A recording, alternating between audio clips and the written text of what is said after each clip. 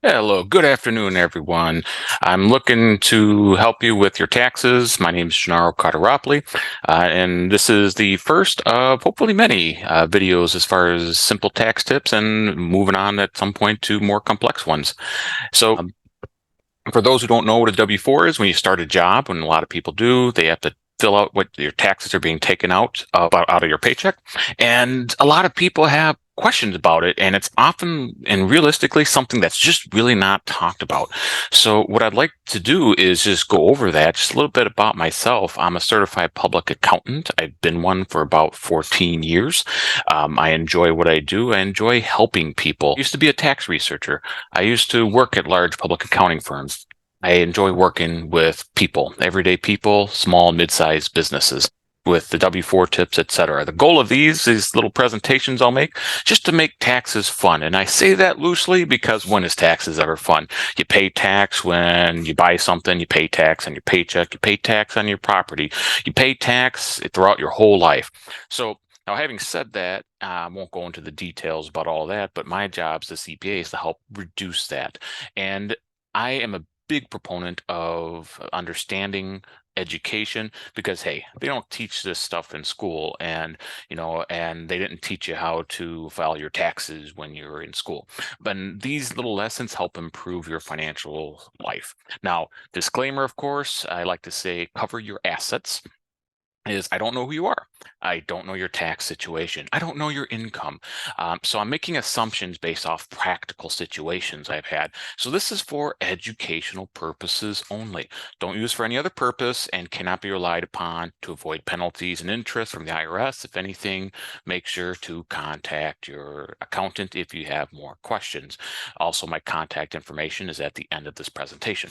So on to the W-4. What's a W-4? W-4 is something that you fill out, and a lot of people mistakenly call this a W-2, but this is a W-4, which is when you start a job, you're telling your employer what kind of taxes or how much tax to take out. You tell them your name, social security number, or your address is, and what your marital status is. And people would think of claiming dependents or how this impacts their taxes. Now, the thing is, I got to say, is that this does not necessarily guarantee you will have a refund or owe. In fact, there are some problems with this W-4 in practical speak.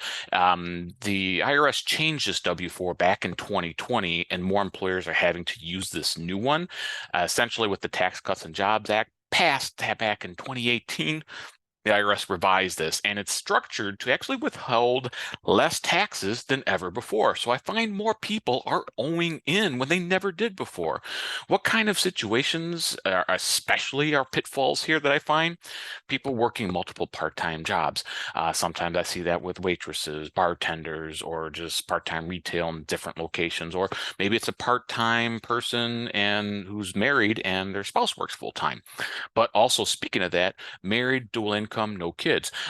DINK, as I found out that's what the acronym is. I did not know that, so I thought that was kind of funny, so I thought I'd share that. But having said that, when there's married individuals, no kids, kids give you tax credits. But when you don't have them, you don't get the tax credits. So with that, that is also a risk. And I'll show you an example of that. And then the year your divorce is finalized, that's also a big one. In the year if you're divorcing, you're typically, when you're married filing joint, you pay less tax together most of the time. But if your divorce finalizes, let's say in November, it's treated as if you're divorced all year for tax purposes. So your taxes might actually increase substantially in the year of divorce that it finalizes. Now, obviously, we can't always predict when it's going to finalize, but you want to make sure to adjust your withholding accordingly. So let me just give an example why this is so important, because you start your job and you think, oh, just W-4 check, married, how many kids, done, sign, over. So let's just take an example that this married couple, both spouses work and no kids. And on both W-4s, they check off married. Easy enough. So they work 80 hours a week, both spouses. 80 hours a week at $15 an hour. So annualize, and you could take a look at the pay stub below. It's a sample pay stub based on the IRS publication for withholding. If you really want a great nighttime sleeping, I believe it's Pub 15 if you want to look up the withholding tables. But having said that, $7.69 under taxes, federal, that's the one we're looking at. So over the whole year, 26 pay periods on a biweekly schedule. That means 26 paychecks throughout the year. You will end up withholding about $200 per person for federal withholding. We're not going to look at Social Security, Medicare, or Wisconsin. So what does that mean at year end? I ran a sample tax return based off of a client that I've had before where they were sticker shocked. What ended up happening? They owed about $3,300 at tax time. The result was the same, whether they went through me or went through, try to do TurboTax. At the end of the day, the result was the same. Now, having said that, I could coach them, and I was able to coach them to fix their withholding. I was able to coach them as far as maybe some things they can do, taking advantage of benefits to reduce their tax, but unfortunately, the damage was done. So having said that, the solution here, and a lot of people ignore this checkbox in the W-4, you see in the bottom right, you check a box. If there are 2 jobs total, you may check this box. So sometimes you do that if you work in 2 full-time jobs, or if you have spouses they both have similar pay. So you check that box and it'll automatically increase the amount of taxes withheld. So you don't do this for every situation, just this type of situation here. I'll show you a tip on how to customize it if there are big differences. But the difference, what happens when you check this box is your paycheck's a little bit smaller. Let me ask you this. Is it easier to budget $60, $60 to $75 a paycheck, or is it easier for you to make sure to have in the back of your mind, hey, I'm going to owe over $3,000 for taxes at year end and save up throughout the year? Most people live with not that thinking in mind of $3,000 I'm going to have to owe, and plus you potentially get penalized by the IRS. So it's easier to check the box and revise your withholding. So the new withholding ends up being $1,006.55. That's the net pay. Notice from the new up top to the bottom, and then just notice in particular how the net pay changes. It changes by just about exactly $60.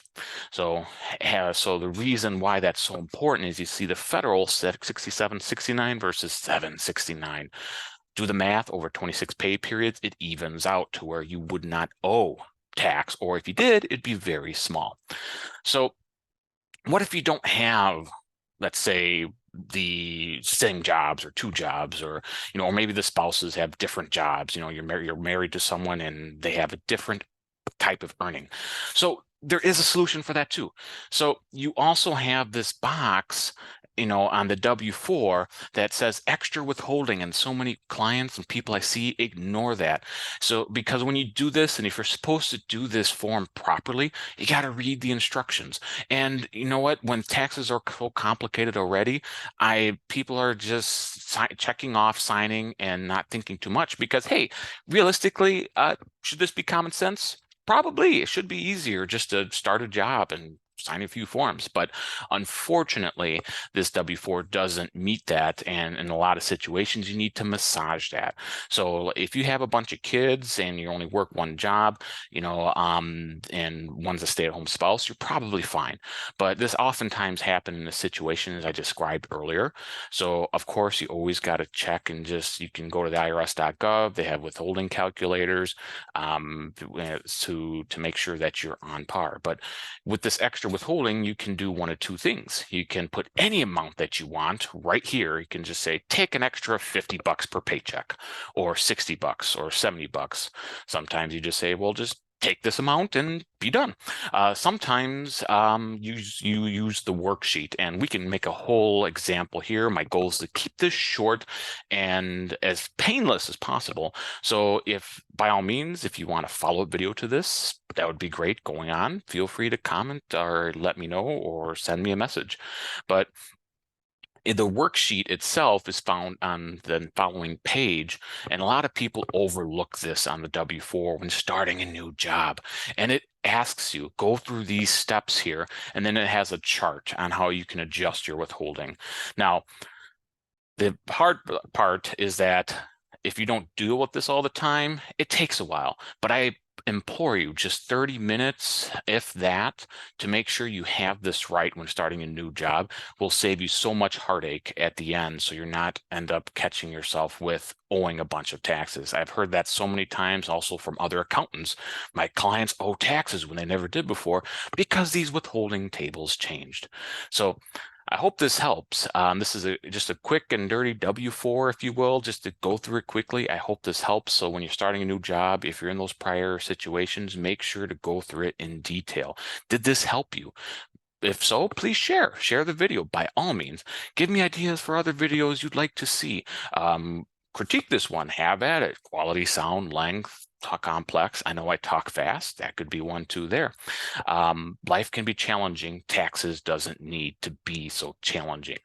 So thank you. The company that I work for is Horton CPAs. There's my contact information. I hope this has been helpful, and have a great day.